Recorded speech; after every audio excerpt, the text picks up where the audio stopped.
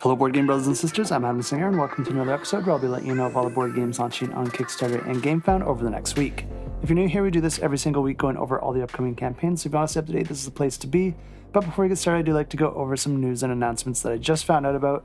And these first two here, I don't exactly have launch dates for just yet, but I think they're pretty big and you'll probably want to know about them. And the first one is that the Valheim video game is now being turned into a cooperative board game, which is going to feature all of those same elements of working together to survive, defeat different enemies, and work your way up to that overarching evil. At least I think that's how it goes, but I haven't actually played the video game, but it does look like a lot of fun. I do expect this to launch sometime this year, so make sure to subscribe if you do want to get updates on this game and to get even more details on how exactly it plays. But the next one here that I do also expect to launch this year, but we don't have a launch date for yet, is a new reprint for the game Ra, along with the Ra and Right, and the Razzia, which is a card game reimplementation of Ra. And if you're not familiar with Ra, it's a very popular game designed by Rainer Knizia that focuses on auction bidding and set collection, as players are both bidding on the bidding token that they'll be getting for the next round, but also the tiles that are currently on display. Tiles are drawn from a bag, and there's a neat mechanism to actually trigger the bidding in this game, and if you do want to learn more about it, I will go into it in more detail during the week of its launch. Although I did actually cover this one before, so you could just go ahead and search that up. But the last announcement here we do actually have a launch date for, and this one's going to be launching on July 10th. And this is going to be featuring the next iteration of the United system from CMON, where first they had Marvel United, and now they have the DC Superheroes United. And I imagine this is going to be playing very similar to the Marvel United version of this game, which you can go ahead and find and play now if you're interested. But of course, this one will be focusing on the DC universe, and I'm sure it'll bring in a few twists of its own. But if you are interested in that, I will be covering it very soon. But you can go ahead and find the campaign over on Gamefound now if you want to get notified once this one launches.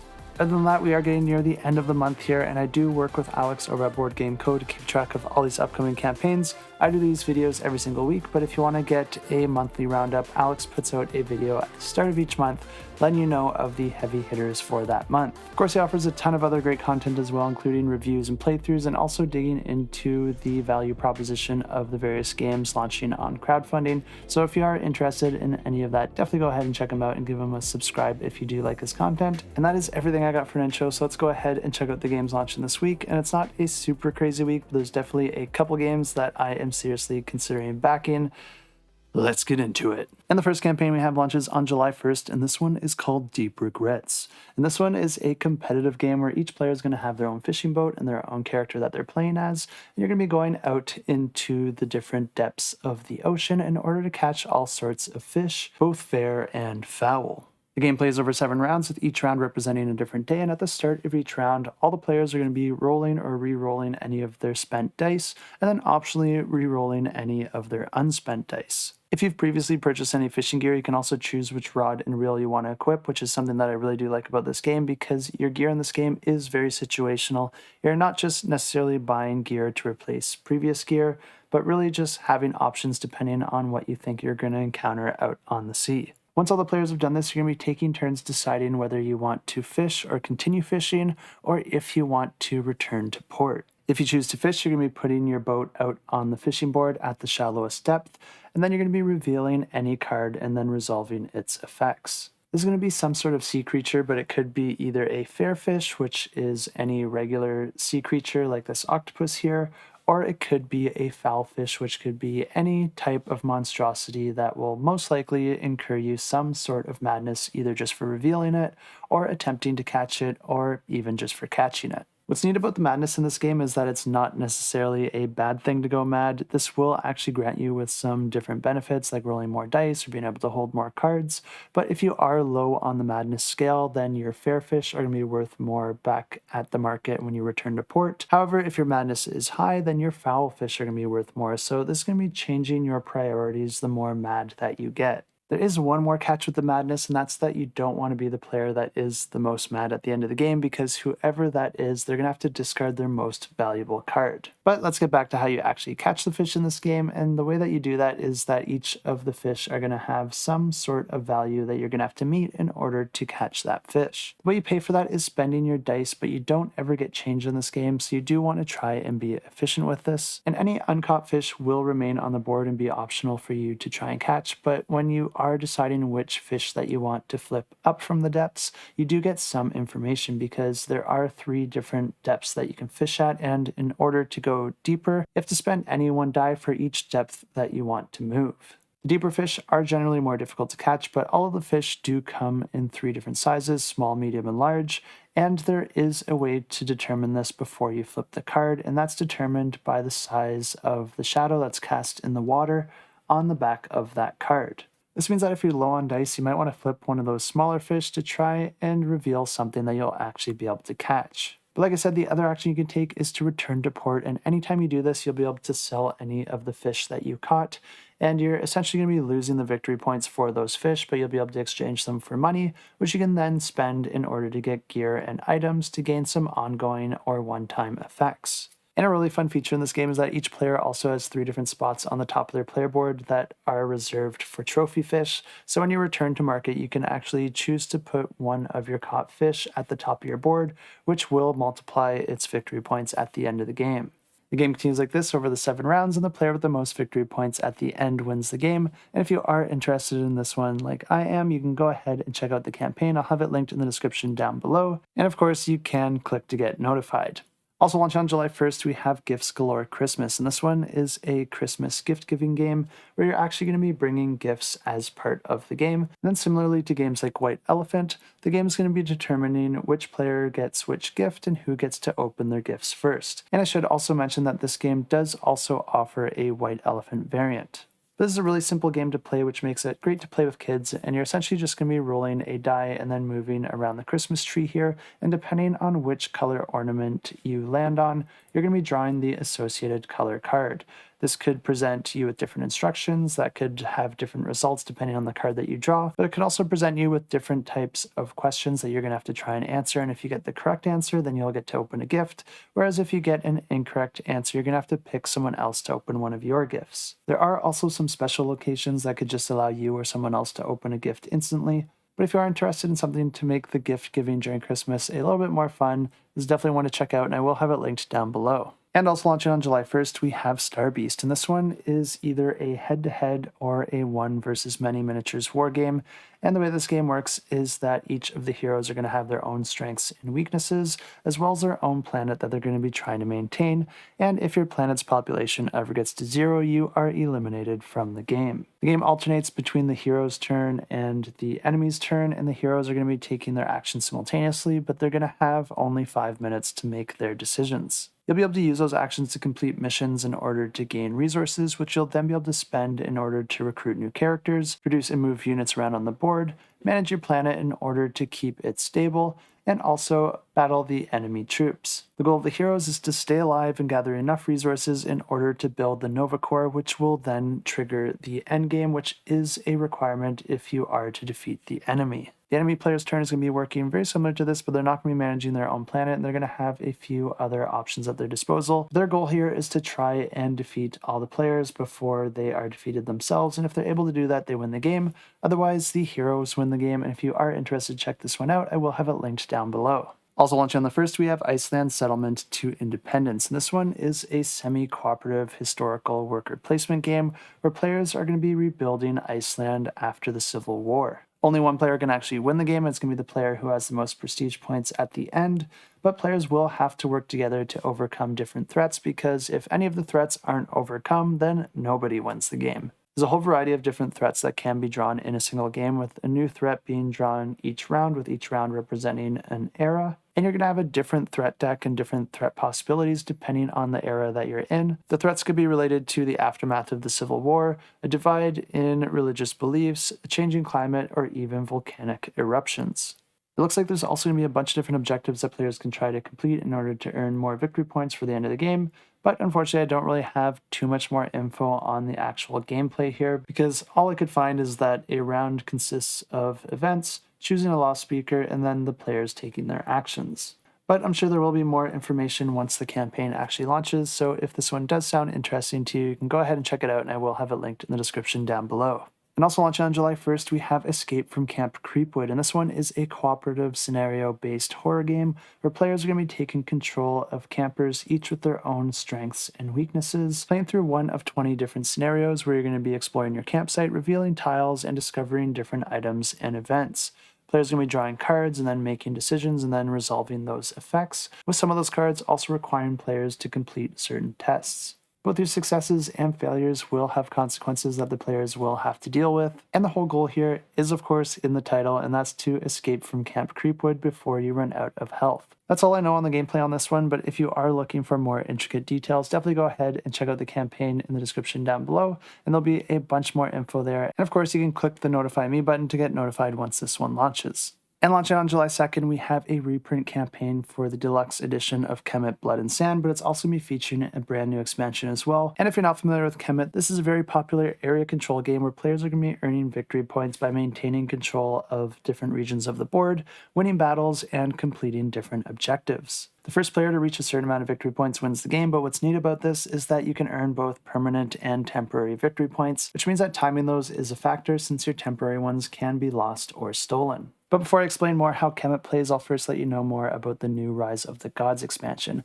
And it looks like this one isn't going to be fitting into that original core box, so they are going to be offering a new big box solution to fit all of the existing content as well as this new expansion. But I do think this expansion will be an essential addition to the game, and the reason for that is for the first module that it adds, and this is the Gods mode. Essentially what this does is adds unique abilities and asymmetry to each of the gods offered in the game, and each player will get a miniature representing their god that they will be able to deploy out on the board. I love asymmetry in my board games, so for me this one would be a must-have for the game of Kemet, but this does add a few other really interesting additions as well, with two different types of tiles that you'll be able to mix into the game. There's the amber tiles that actually allow you to recruit a brand new type of unit called a servant unit. These work functionally the same as the different creatures and monsters that you can get, but now rather than each of your troops only being able to be joined by one creature, they can now be joined by both a creature and one of these servant units. This creates a huge amount of possibilities of different combos when you mix and match the different creatures and servants together, not to mention how the asymmetrical powers of your gods might play into this as well. There's also the amethyst tiles that are going to be offering you a more balanced experience if you choose to go for these ones, because each of the existing tiles do specialize in a particular area, but these tiles are going to be offering you flexibility in all aspects of the game, and they're also going to be granting you with new uses for your veteran tiles. This expansion is also going to be offering some new modes of play with the 6-player expansion as well as a solo mode, and also offering team modes with all sorts of different configurations. If you haven't had the chance to play Kemet yet, I should probably let you know that this is considered one of the greatest area control games of all time, and it's no surprise that this one is our own Discord pick of the week. Like I said, each player is going to be playing as a different god, and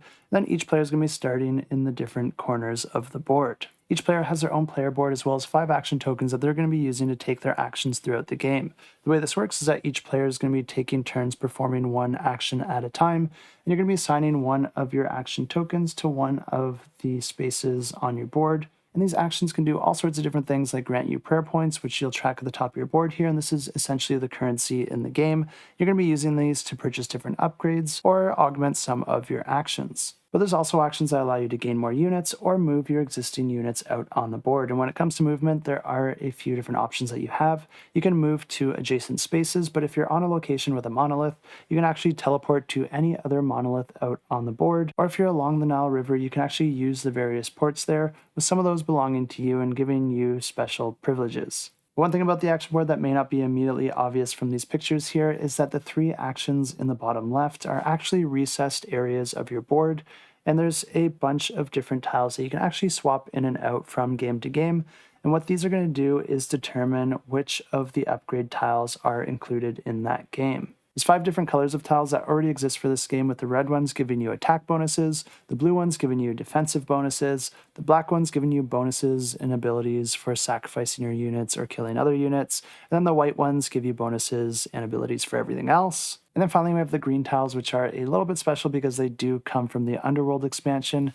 And these ones are all focused around reviving and sacrificing units and giving you different benefits for that. But these tiles also introduce a new board and a new mechanism where you're going to be tracking each of the players' honor.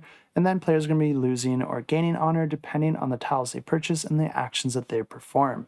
The amount of honor you have or don't have can impact the strength of those abilities. So with those 5 existing colors, along with the new expansion that adds 2 more, you have 7 different colors of tiles to choose from. But like I said, you're only going to be using 3 within a given game, and putting an action token on the corresponding color is going to allow you to buy a tile of that color. But there is one more thing to note about this, because this tile comes in 4 different rows. And in order to gain access to the higher up rows, you actually have to upgrade your pyramid, which is another action that you can perform on your board. In this example, they use the white, the red, and the black tiles, and this specific player would be able to use an action to buy a level 1 white tile or a level 4 red or a level 4 black, because the rows you can access is equal to the current level of your pyramid of that color. The players are doing all of this to try and control different areas and win battles in order to gain victory points and prayer points, because at the end of each round you're going to be going through each of the different locations, resolving any battles, and then any player that controls a specific region is going to be getting the benefit of that region. Each region is very different and can grant you a different amount of prayer points for holding it, or even permanent or temporary victory points, and also could come with a cost or any combination of those things. The battles in this game are really interesting because it actually uses 3 different stats. You have your strength, your attack, and your defense. And it's only the strength that really matters when determining the winner of a battle. And that's going to be determined by the number of units that you have there, as well as if you have any special units. But then players are each going to be simultaneously revealing a battle card. And every player starts with the same 6 battle cards at the beginning of the game, so you know exactly what the other players have in their hand. But players can also play a power card on top of that card in order to modify its results. These cards are all going to be simultaneously revealed, and then the player that has the highest strength is the winner of that battle. But you're also going to be comparing any of the attack and defense values separately from that strength in order to determine how many, if any, units are lost from either side. If each player played an attack value of 1 and neither player played any defense values, then both the players will be losing one of their units. But of course, the player that won the battle gets to stay in that region, and then the other player will have to retreat. The game continues like this until a player reaches that threshold of victory points, and then they win the game. And if you do want to check this one out, I will have it linked in the description down below. And also launching on July 2nd, we have Emerald Skulls. And I'll just start by saying that this one is my own personal pick of the week. And the reason that I'm so excited about this one is that it is a push your luck dice gambling game, which is a favorite genre of mine. I love Liar's Dice, Dice 10,000, and even Strike the Dice game. But this one does something different from any one of those games, because this one offers real-time betting similar to Ready, Set, Bet for all the other players that are not currently rolling the dice. Because the way this game works is that each round there's only going to be one person rolling the dice, and you're going to be getting 3 dice to roll for free, but you can spend your victory points in order to roll even more. You're going to be rolling those dice and then deciding where to place them out on the skull board. Anytime you do this, you can decide to stop and then cash in your victory points so far, or instead you can choose to continue by re-rolling your unplaced dice, and then hopefully placing more out on the board in order to score more victory points. Your turn continues like this until you have placed all of your dice, or if you decide to stop, or if you bust. And the way you bust in this game is if you re-roll your dice and then there's not a single die that you can place. The board's broken into 5 different rows, which each represent a different dice placement location. The numbers on the left and right side of the board represent the victory points that you'll earn for each die that you have there. And if you decide to stop rolling your dice, you're going to be getting the lower victory points on the left.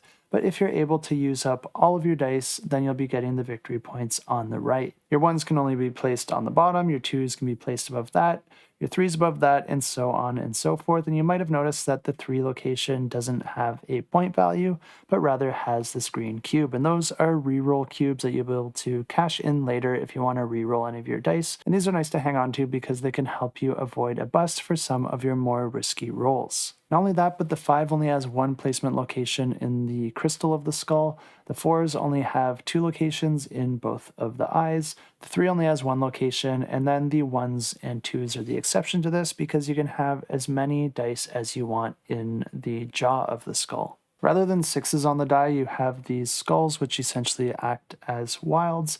But the thing with the skull is that the only way that you can actually score that die for victory points is if you're also able to place a die into the crystal of the skull. But another thing that makes this game even more difficult is that once you place a die in any of these locations, you can't place a die in any of the lower locations for the rest of your turn.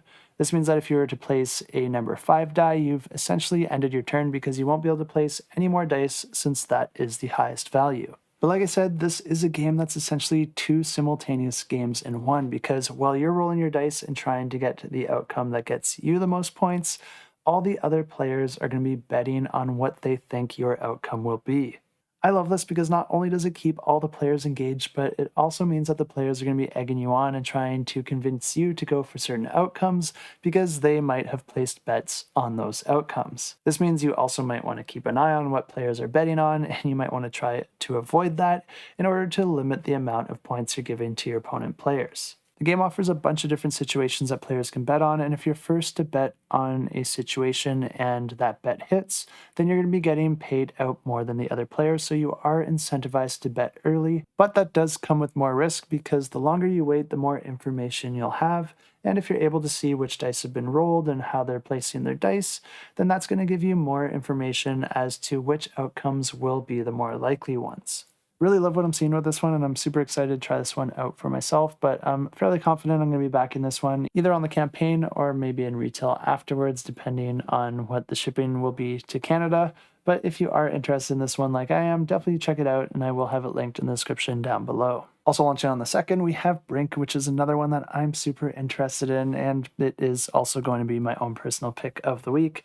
But this one is a worker placement negotiation game. The way this game works is that each player is going to be playing as a different alien species, and there aren't too much differences between the aliens other than you're going to have a different upgrade track as well as some different starting resources. This is a really tight game that's got a lot going on without a whole ton of components, and most of your game will take place in the center of the board here. The game plays over just 3 rounds where players are going to be taking turns placing their 3 different ships. You can only place 1 ship at a time, but each of these ships do work a little bit different from each other, with the small ship being placed in the center of a tile, your long ship being placed on the edge of 2 tiles, and then your larger triangle ship being placed on the corner of 3 tiles. The reason that all of this is important is because anytime that you place a ship, you're going to be instantly gaining the colored resources of any of the tiles that you're touching, but then each of the tiles can also have a particular action associated with it. You'll be able to spend the action points your ship has to activate any of those actions. So players will be taking turns around the table, placing 1 ship at a time, gaining the resources and taking the associated action,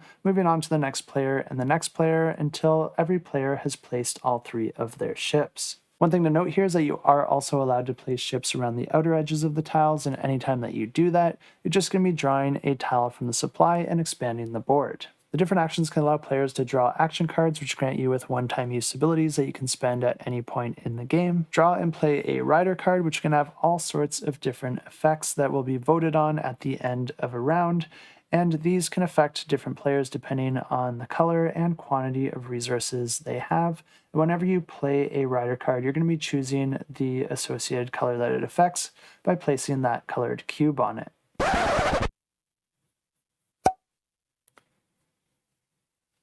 But players can also use actions to pay their resources in order to buy an ambassador, and these are normally worth victory points at the end of the game, but they also can grant you with ongoing special abilities. There's also an action that allows you to pay resources in order to purchase upgrades, and these can give you all sorts of different improvements and scoring multipliers, but what's really cool about this is that it also includes physical components that you'll be able to snap into your various ships. And of course, since most of these actions do require you to pay some amount of resources of particular colors, this is a game that also does encourage trading amongst the players, where players will often negotiate with each other in order to get the colored resources that they need, in order to get those particular ambassadors or upgrades or majority for those rider cards. And after players have placed all their ships and taken all their actions, you're going to be moving into the voting and scoring phase. And this is a really important point in the game because this is the main way that you're going to be scoring victory points. And the thing that players are going to be voting on is for which color of tiles are going to be the ones that actually grant victory points to any of the players that are currently sitting on them. This brings another really important decision point when placing your ship that I didn't mention before, because you're going to want to place your ship on colors that you think will end up scoring at the end of the round, and you're going to have to keep an eye on what the other players are doing in order to be able to predict which tiles those might be. In order to vote on a particular color, you need to have a token of that color, except for the purple, which does act as wild, and it also counts as 2 votes, so those are really nice to have at this point in the game. But each player is going to be assigning these tokens in secret behind a screen, and then simultaneously revealing. Whichever colors come in first and second place get discarded, and then everyone gets all their other cubes that didn't win returned to their supply. But the players that do have ships on either of those 2 colors are going to be earning victory points respectively. Of course, it's never as simple as that, and there will be some action cards and abilities that can allow players to manipulate the voting in different ways, but this continues for 3 rounds, and then at the end of the game, the player with the most victory points wins, and if you are interested in this one, definitely go ahead and check it out, and I will have a link to the campaign in the description down below. Also launching on the 2nd, we have a new expansion for the game Zoo Tycoon, the board game, and this one is called the New Shores expansion.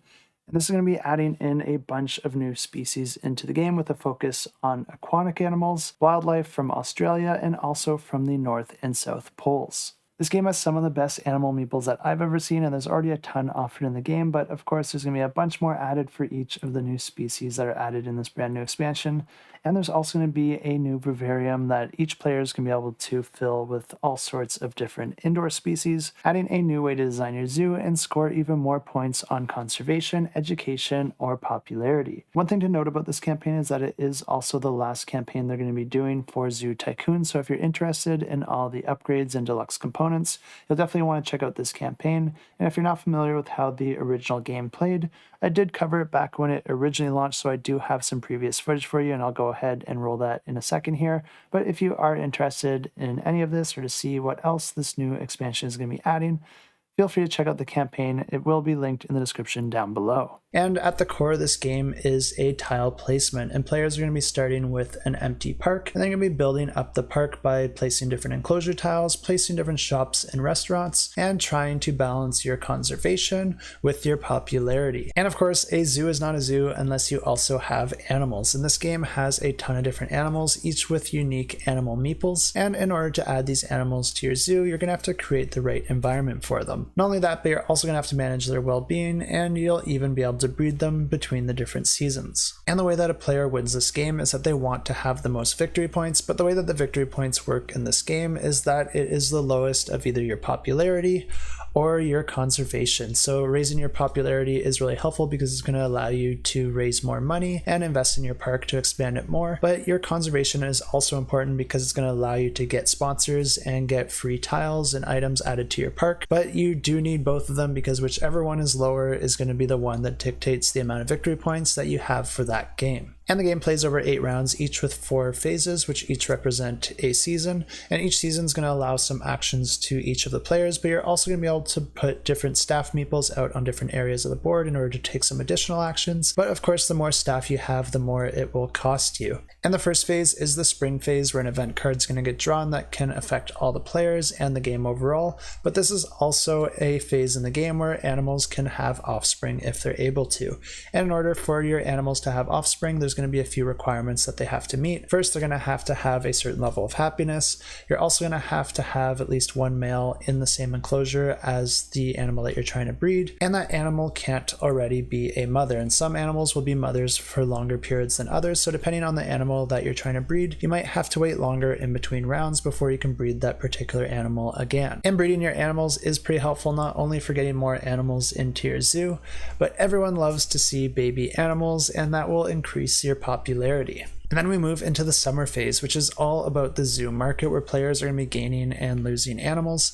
But one thing to note here is that you're never selling or purchasing animals. Instead, you just need to meet the requirements for that animal, and you can just take that animal into your park. But something that's really interesting and unique about the market board is that it's actually made up of 2 boards, the top one having the different animals on it, but then the bottom one's going to have the supply and demand. And the supply and demand is going to change from round to round, and in order to change it, you're just going to be sliding the top board in a random direction, which is going to reveal different values for supply and demand. And if something is in supply, then it's going to have a green number and a value of how many animals are available, whereas if something is in demand, it's going to have a red value and how many animals that you can get rid of. And each animal type is going to have 2 values associated with it, one representing the male gender while the other represents the female. So you can actually have one of the genders in supply while the other one is more in demand, or they could both be in supply or both in demand, but those numbers don't necessarily have to correlate to each other in any way. They can be completely different, or they could happen to be the same. And then we move into the autumn phase, where each player is going to gain a certain amount of enclosure tiles, and you can also gain some bonus tiles if you have the highest conservation value at this point, or if you're meeting certain requirements of the donor card. There's going to be a couple different donor cards out on the board, and if you're able to meet the requirement of that card by the time this phase starts, then you'll also get whatever bonus that donor is offering. It's also at this point in the game where players will actually be able to construct and build up their zoo, where you're going to be placing those enclosure tiles to create different areas to house the animals, and then also placing the animals if you're able to meet their placement requirements, and then also placing any other attractions or shops or restaurants that you might have available. And you can also purchase these additional tiles, and these can do different things like reduce costs or increase revenue, raise popularity or conservation, and they'll have varying effects depending on how you place them in your park. Then we move into the winter phase, where players will be gaining points in conservation and popularity depending on their performance so far, and also gaining revenue from whichever income sources that they have available. And at the end of the 8 rounds, the player with the most points wins the game. And also launch on July 2nd, we have Outbreak, which is a cooperative game where players are going to be fighting back against hordes of zombies. Each player is going to be playing as their own asymmetrical character with their own abilities, and players can also augment their characters by finding or starting with different fortune cards, which will grant you with additional one-time use abilities. The game starts by players building up their city by drawing a bunch of location tiles, which will grant you resources throughout the game, settlements, which help you attack and defend against the zombies, and then also a main base tile, which is where all the players are going to be starting at the beginning of the game. And it's also how players lose the game if it ever gets overrun. In addition to this, players are going to be creating a stack of horde tiles, and the height of the stack is going to be determined by how difficult you want the game to be. But essentially, after you've created your entire city, you're going to be putting horde tiles all around the perimeter. These tiles are going to be where the zombies are spawning, and as the zombies move through your city, those tiles will actually move in with them and overrun the different areas that they move over. If the players can defeat that horde, then that tile gets removed from the game, but then a new tile is going to be added to any open locations around the perimeter of the board at the beginning of each round. If the players can defeat all of these horde tiles before their main base gets overrun, then that is how they win the game. And one small detail that you'll also want to note about these horde tiles is that at the very bottom of them, there's also going to be a boss tile. But like I said, this is a game that plays over a series of rounds, with each round representing a different day, but at the start of each round, players are going to be revealing a number of horde tiles around the perimeter of the board. There are a bunch of different types of hordes in this game, and they can all behave a little bit differently.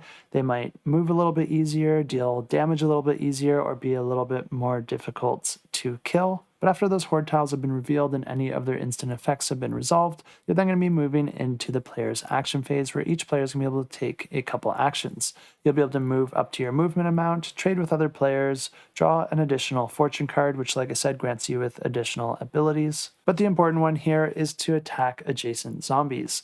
And the way this works is that each of the zombies are going to have some amount of resources that you need to discard in order to kill that zombie horde. Luckily, you do get to roll some resource dice, and the amount that you get to roll is going to be determined by your character and any special effects in play.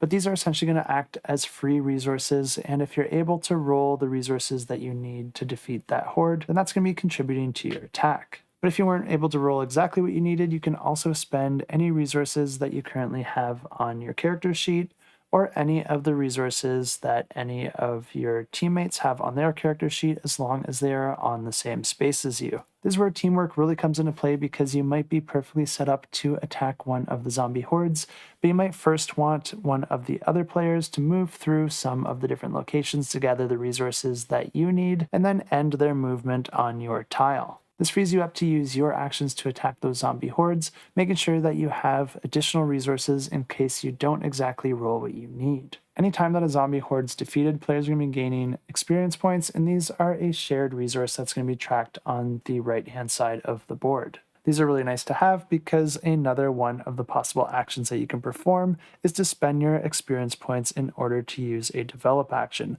This can allow one of the characters to draw a skill card which can grant them with ongoing special abilities, or instead you could use that develop action to build some sort of building out on the board, which will grant you with all sorts of different area effects, either granting you with additional attack or defense, or giving you the ability to peek at some of these horde tiles before you decide to reveal them. But after all the players have performed their actions, it's going to be moving into the zombies phase, where each of the revealed zombie horde tiles are then going to be activated, which could cause that tile to move closer towards your home base, which, like I said, does cost you the game, but as it's moving there, it's going to be taking over any of the locations that it covers. And if any of your characters are on a location that does get overrun, then you're going to be pushed off that tile, with each of your characters taking a single point of damage.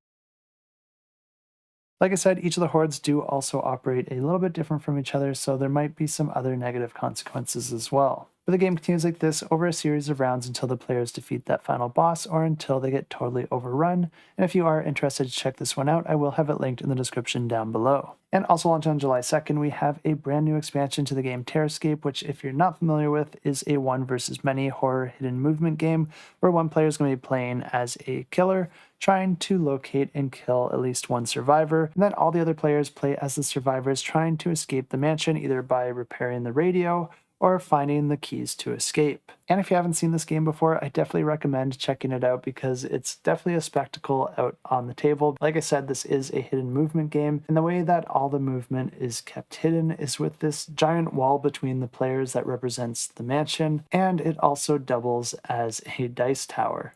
But this is a game that alternates between the survivor players and the killer, and the survivors are each going to be able to take one action on their turn, and they always do know where the killer is. They'll be able to use their action to move up to 2 spaces, remove a blocked door token, which you can see here, search rooms for keys by drawing cards in order to find them, or try to repair the radio by moving into the room with the radio and then repairing it 5 times. Some of these actions do generate noise, which will give the killer additional information when it is their turn, but also doing the actions such as repairing the radio or searching for the keys can't be done if you're in the same room as the killer. The killer's side of the board is identical to the survivor's side of the board.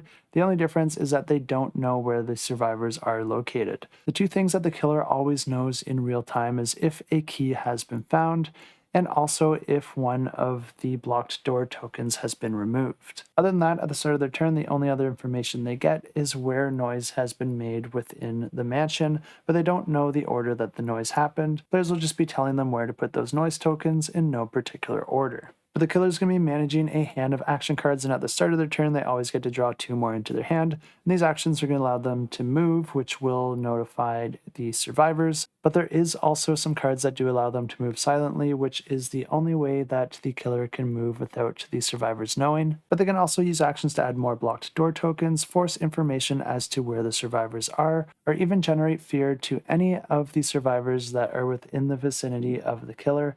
And this is going to cause them to add more of these skull icons above their card. And once that happens the 3rd time, that's going to be instantly revealing where that survivor is located. This is great for the killer because their last action is the search action, and this allows them to reveal any survivors that are currently sharing a room with them. And then that's instantly going to trigger a battle between all of those characters and the killer, with each of the characters being resolved one at a time. The character's strength is going to be determined by their base strength and their weapon. Then you're also going to be able to roll some attack and defense dice and apply any additional effects that might be in play. If the killer ends up with the higher strength value for any given survivor, then the survivor is going to be taking damage. and each survivor only has 2 health until they're eliminated from the game, and if any single survivor is killed, then the survivors lose. But if the survivors are able to repair that radio, then that's going to be triggering a rescue, but it does take 5 turns before that rescue makes it there, so there is still time for the killer to have their way. Or if the survivors find all the keys, then all they got to do is make it to one of the 2 exits. But this new expansion is going to be adding a bunch of new content into the game, as well as some new storage solutions, foiled cards that look really nice, as well as a new killer, and of course a bunch of new survivors. What's really interesting is that they're also going to be adding a new map that you can mix into the game, and I'm sure there'll be a bunch of other surprises with this campaign as well. And if you are interested in this one, I'll be following along with it, and if you do want to lock in that free gift, you can do that as well, and I do have the link down below. And finally, launching on July 2nd, we have 1980 Sixtina, and this one is a competitive game where players are competing to restore different types of artwork in order to earn victory points. This is a game that plays over a series of rounds where players perform one action in order to do things like draw cards or gain cubes or perform different restorations.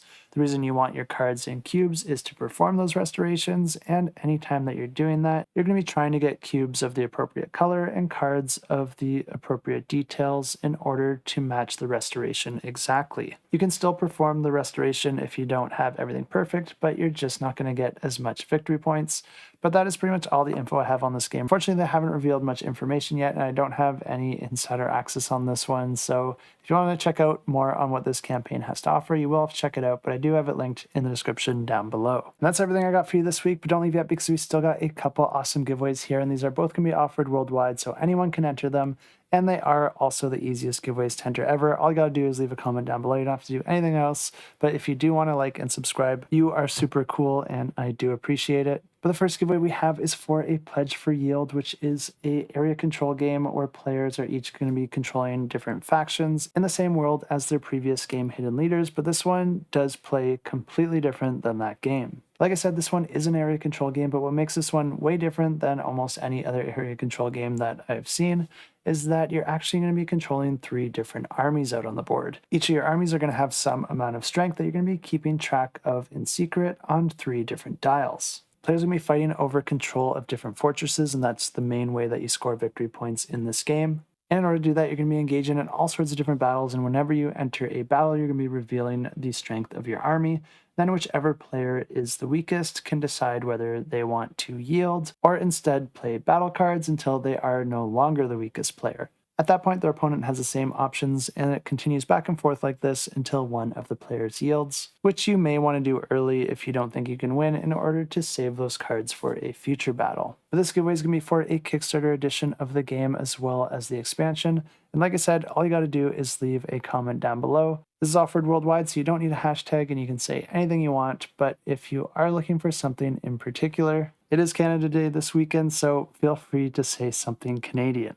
And this next one is for a giveaway for the game Peaks, where players are going to be traveling around the world and climbing all sorts of different mountains. Of course, some of these mountains are more difficult to climb than others, and this is a game that makes good use of negotiation because you can actually invite other players to come along with you, and that does make climbing the mountain easier, which is good for you because it will earn you those victory points, but each person that you invite will also be getting some sort of reward or benefit from that as well. And this giveaway is going to be for the Backpacker Pledge, which gets you a deluxe edition of the game. And just like the previous giveaway, this one is also offered worldwide, so we don't need any hashtag or anything like that. But if you are looking for something in particular, maybe you could let us know of a time where you either hiked or climbed some sort of mountain. And I know there aren't mountains in every area of the world, so maybe even a small hill will do. Good luck in the giveaways, but now let's go ahead and draw the winners for last week's giveaways. And these giveaways were for a pledge for Sovereign Fall of Wormwood, as well as the Gamelax Epic 3D printed game library. We'll draw for Fall of Wormwood first, and to draw a winner, I'll use this fancy application here. All these extra names down here are bonus entries for my members over on Ko-fi, and if you do want to help support the channel, I do have a link to that down below. But let's just go ahead and draw those comments and draw the winner. And the winner for Sovereign Fall of Wormwood is Tabletop Toby, which is one of the members over on Ko-fi, so I'll reach out to you and let you know that you won yourself a pretty sweet pledge here. But I'll just go ahead and draw the pledge for the STL files. And for this one, I'm actually not going to include the extra entries because I just want to make sure that whoever wins this can actually use it. And I know not everyone does have a 3D printer. So let's add in the hashtag shelf and then grab those comments and draw a winner. And the winner of the STL files is... I'm definitely going to get this wrong, but I'm going to guess Jun Hao Zhu. And they say that Odalin is going to be their game of the year, mark their word. It does look like an amazing game. I still got to play through all of my Daenerys adventures, so unfortunately I won't be back in that one just yet, but I am really excited to see what people think of it. But thanks for joining in on the fun on the channel, and congrats on the win. Just email me at adam@shelfclutter.com and we'll get that pledge all sorted out. And that's everything I got for you this week. Not a super jam-packed week, but there's definitely like 2 or 3 games that I'm really interested in backing, so we'll see how that goes. Hope there's something there for you as well. But as always, thanks so much for tuning in, and until next time, keep that shelf cluttered and the table full.